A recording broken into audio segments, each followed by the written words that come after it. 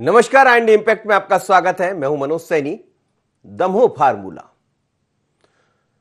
Corona का संकट है, भयावह है, महामारी है। इस महामारी के बीच में कुछ दुर्भाग्यवश कुछ सीटें खाली भी कोरोना के कारण हो गई, जोबट और पृथ्वीपुर। लेकिन खंडवा लोकसभा भी कहीं ना कहीं कोरोना का साया उस पर भी पड़ा और वो सीट खाली हो गई। 3 नेता हमारे बीच में नहीं है। जाहिर सी बात है कि जब नहीं है, सीटें खाली हुई है तो चुनाव भी होंगे।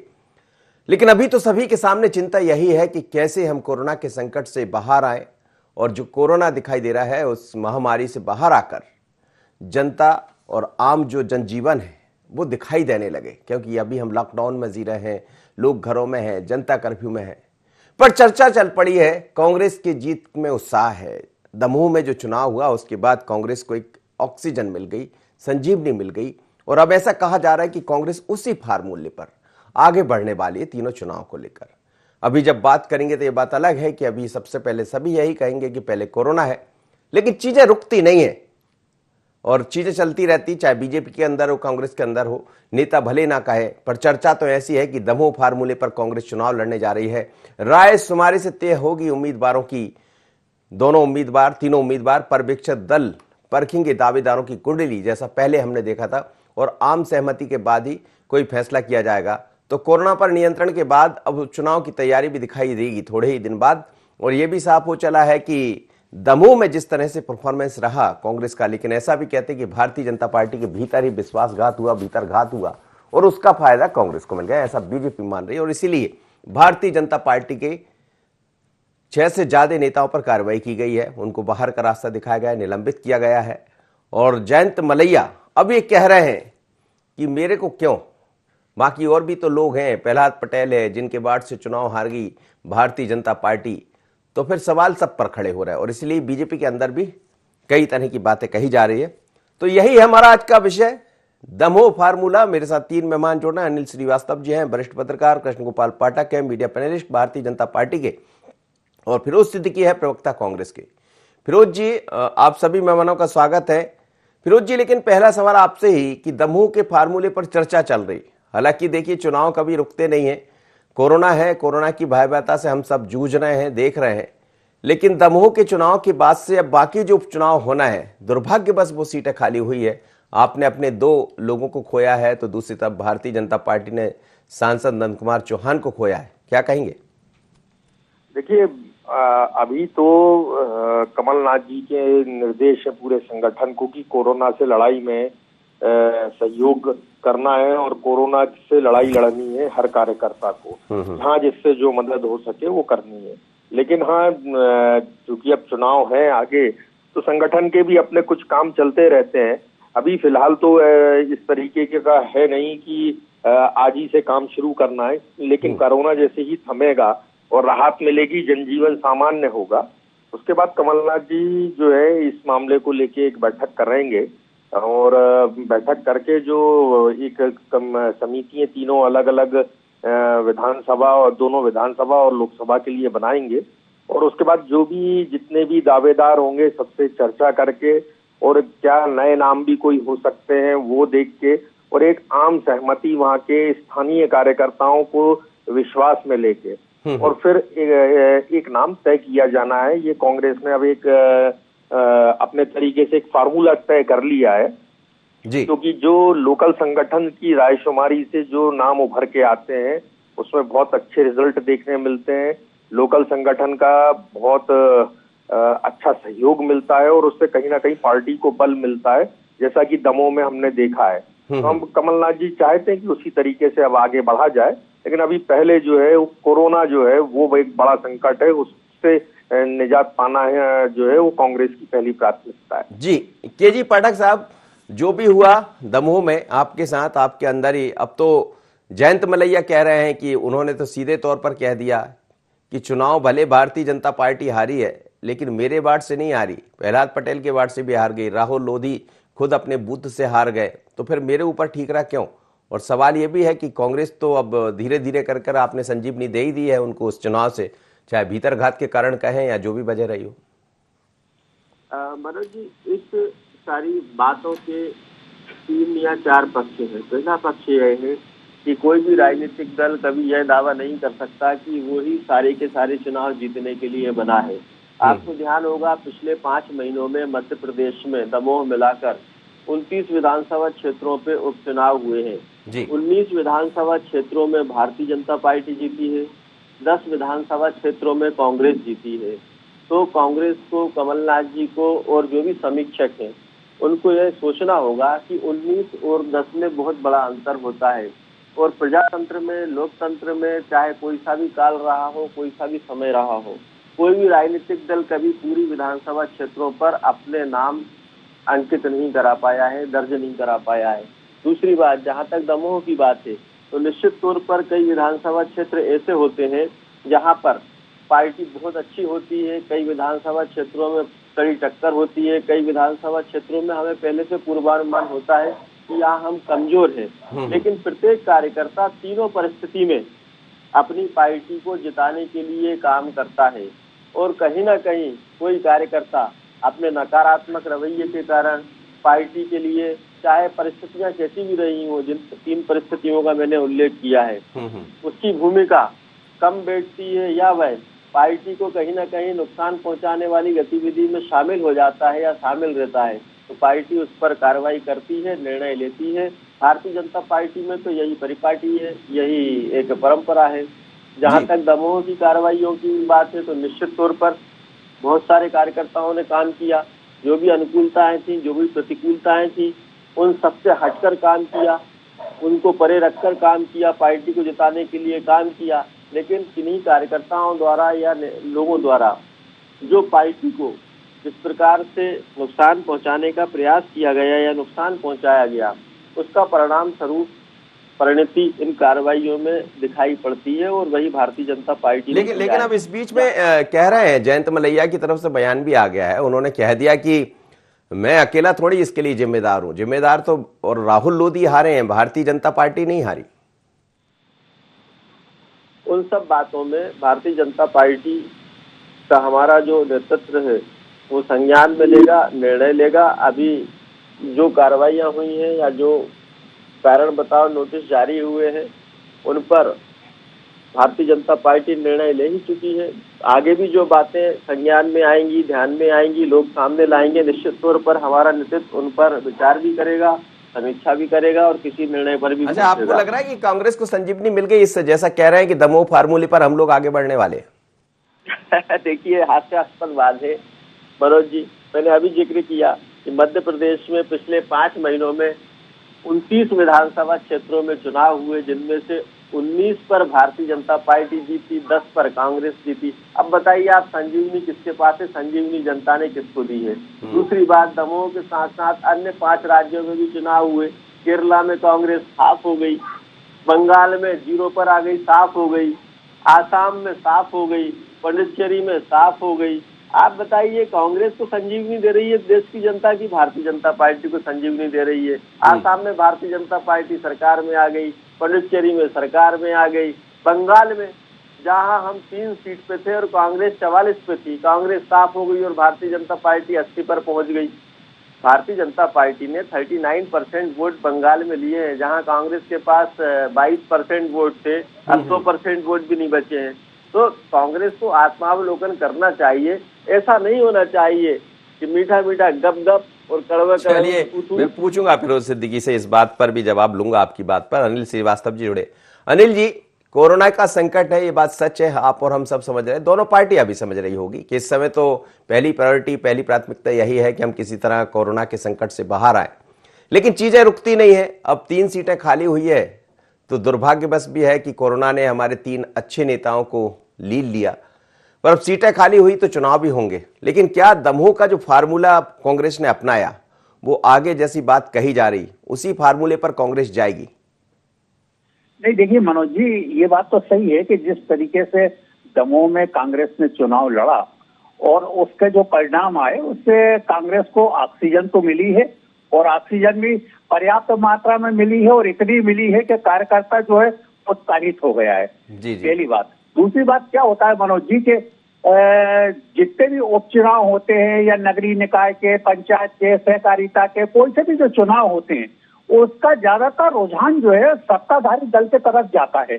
हमेशा देखने में आया 95% यही होता है कि उपचुनाव के परिणाम जो है सत्ताधारी दल के तरफ झुकते नजर आते हैं। लेकिन जब परिणाम इसके विपरीत जाने लगे तो ये माना जाना चाहिए कि सरकार के खिलाफ एंटी इनकम्बेंसी बहुत जबरदस्त ढंग से बढ़ गई है। और उसी का परिणाम आप देखिए दमोह में कि जो सीट 600, 700, 800 से जयंत मलैया जैसा धाकड़ नेता जीतता आया है, वो 17,000 से कांग्रेस जीती। ये है मतलब एंटी इनकम्बेंसी। अब जो चुनाव होने जा रहे हैं, जिस समय ये चुनाव हुए उस समय कोरोना का इतना कहर नहीं था। अब जो चुनाव होंगे निश्चित उसमें कोरोना पीड़ितों का एक बहुत बड़ा योगदान होगा। और भारतीय जनता पार्टी का चुनाव तो अस्पताल से पीड़ित लोग ही लड़ेंगे, निजी अस्पताल से पीड़ित लोग लड़ेंगे। इस कदर लूटामारी हुई है, इस कदर बर्बाद हुए हैं लोग कि कुछ पूछा नहीं जाए। तो कांग्रेस तो घर बैठेगी। आप देखना जितने अस्पताल से पीड़ित लोग हैं, कोरोना से जो लुटे पिटे हैं, घर परिवार बेच के, जेवर बर्तन भाड़े बेच के जिन्होंने अस्पतालों के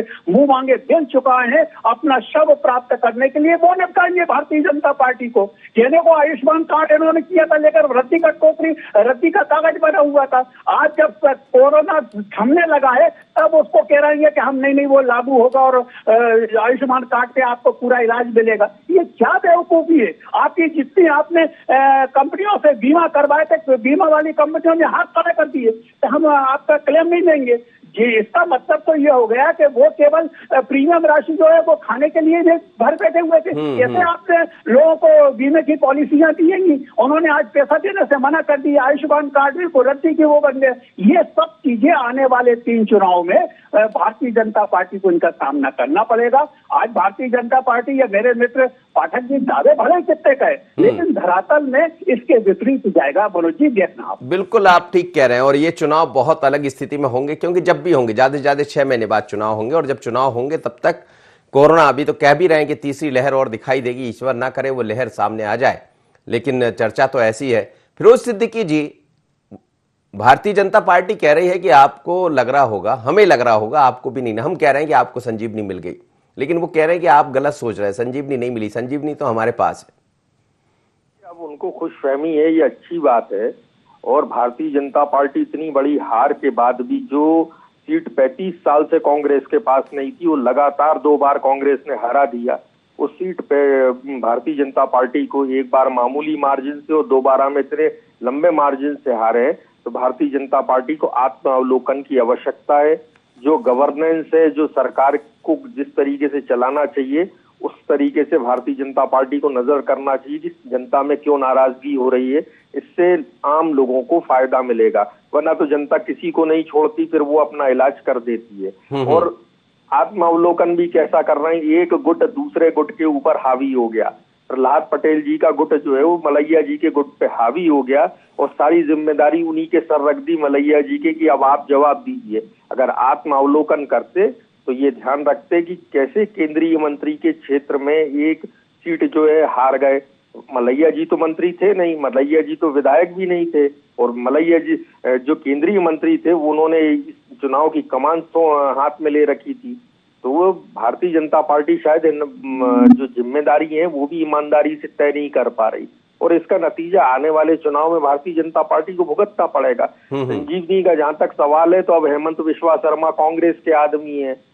पौंडीचेरी में ये कुल 4 सीटों पे लड़े थे, 2 या 3 विधायक है इनके, ये कहते हैं इनकी सरकार है। तो वहाँ बंगाल में जो है लीडर ऑफ अपोजिशन है वो कांग्रेस से आया हुआ पुराना मूल कांग्रेसी, वो लीडर ऑफ अपोजिशन है। मध्य प्रदेश में हालत ये है कि लगभग हर जिले में एक कांग्रेस से आया हुआ व्यक्ति इनका विधायक है, 3-3 लोकसभा के सांसद हैं। तो भारतीय जनता पार्टी को देखना पड़ेगा कि उसका मूल कार्यकर्ता है कहाँ, अभी उसकी मूल वैचारिक क्षमता कहाँ है आज, वो भारतीय जनता पार्टी को देखना पड़ेगी। ठीक है, हम हारे हैं, स्वीकार करते हैं, कांग्रेस पार्टी इस बात को स्वीकार करती है, हमें भी बहुत काम करने की आवश्यकता है, लेकिन हम हमारे विचार पे आज भी कायम है और हम हमारे विचार और सिद्धांतों के आधार पर चल रहे हैं। जिस दिन भी जनता अपना आशीर्वाद, अपना जनता आपको लग रहा है कि कोरोना के कारण जो स्थितियां निर्मित हुई है, हालांकि 6-7 महीने बाद ही चुनाव होंगे, अभी कोई चांस नहीं है, पर 6 महीने जाने में कुछ नहीं लगता। अब तो 5 साल की तैयारियां शुरू हो गई, अगले चुनावों की तैयारियां आपने भी शुरू कर दी होगी, भारतीय जनता पार्टी ने भी, लेकिन क्या कोरोना का असर दिखाई देगा उसमें? क्यों नहीं दिखाई देगा? लोगों जितनी बदइंतजामी थी, अगर कोई भी सरकार अपने नागरिक को दवाई और इलाज नहीं दे सकती तो फिर सरकार का मतलब क्या है? सवाल ये है, बिल्डिंगें खड़ी कर देने से या सरकार का फौज फाटा दिखा देने से लोगों को वो सरकार कहलाई ये नहीं। मौलिक जो सुविधाएं हैं, मेरे स्वास्थ्य की जिम्मेदारी मेरी सरकार की है, और सरकार अगर उसको पूरा नहीं कर सकती तो ये सरकार लोग तो उसको जिम्मेदार ठहराएंगे। और जो अनिल श्रीवास्तव जी कह रहे थे एंटी इनकम्बेंसी, ये तो एक स्वास्थ्य कोरोना पे ही उन्होंने बात की। जो आर्थिक कोरोना अभी मुंह खोले खड़ा है, और इसके बाद जैसे ही लॉकडाउन हटेगा आप देखिए कि व्यापार व्यवसाय की और बेरोजगारी की कितनी भयावह स्थिति सामने आएगी, तब वो चैलेंज भी भारतीय जनता पार्टी पूरा नहीं कर पाएगी। केजी पाठक जी, ये जो चुनौतियां आपके लिए रहेंगी चुनाव में, अभी फिर मैं कहूंगा वक्त है, लेकिन वक्त जाते देर नहीं लगती है। पहले भी हमने देखा कि राहुल लोधी का चुनाव भी हो गया, 28-29 सीटों पर भी चुनाव हो गए समय का इंतजार करते करते। पर ये चीजें कुछ अलग होगी इस बार की, जब उपचुनाव जब भी होंगे, क्योंकि उसमें कोरोना की बात भी होगी। यदि हारे हैं आप तो चर्चा वो भी होगी। वो बात अलग है कि देश की कई जगह आपने अच्छा परफॉर्मेंस किया है, पर चर्चा है तो मध्य प्रदेश की चुनाव में मध्य प्रदेश की ही होगी। बिल्कुल मनोज जी, मध्य प्रदेश के चुनाव में मध्य प्रदेश की चर्चा होगी, लेकिन काल, समय और परिस्थितियां एक साथ सभी जगह लागू होती हैं। ऐसा नहीं है कि दमोह में भारतीय जनता पार्टी हारी है। हमने दमोह में अगर हम हारे हैं तो कांग्रेस के कैंडिडेट और कांग्रेस पार्टी को अपनी तरफ से बधाई और शुभकामनाएं भी प्रेषित की हैं। लोकतंत्र में निश्चित तौर पर यह बड़ा मन भी होना चाहिए, लेकिन क्या कांग्रेस पार्टी भारतीय जनता पार्टी को जीत के लिए आसाम में बधाई दे पाई, पांडिचेरी में बधाई दे पाई, बंगाल में बधाई देने का साहस कर पाई? नहीं कर पाई। लोकतंत्र कभी छोटे मन से नहीं होता, लोकतंत्र में बड़ा मन रखना पड़ता है। जनता ने अपना जनादेश दे दिया है। हमने दमोह में स्वीकार किया कि भारतीय जनता पार्टी पराजित हुई है, कांग्रेस प्रत्याशी जीते हैं, और सबसे पहले हमारे मुख्यमंत्री शिवराज सिंह चौहान और प्रदेश अध्यक्ष वी.डी. शर्मा जी दोनों ने कांग्रेस पार्टी और कैंडिडेट दोनों को शुभकामनाएं भी दी, बधाई भी दी। दूसरी बात, मैंने पहले ही शुरुआत की थी कि कोई भी राजनीतिक दल हर चुनाव जीतने के लिए नहीं बना है, ना वो दावा कर सकता है। बड़े बड़े शहजादे राहुल गांधी जैसे अपनी परंपरागत पारिवारिक सीट पर चुनाव हार चुके हैं, अभी हमने अमेठी में हाल ही में देखा है। तीसरी बात, निश्चित तौर पर कोरोना काल है। आज पूरा देश, सभी राज्यों की सरकारें इस कोरोना काल में उत्पन्न परिस्थितियों से और विभीषिका से लड़ रही हैं।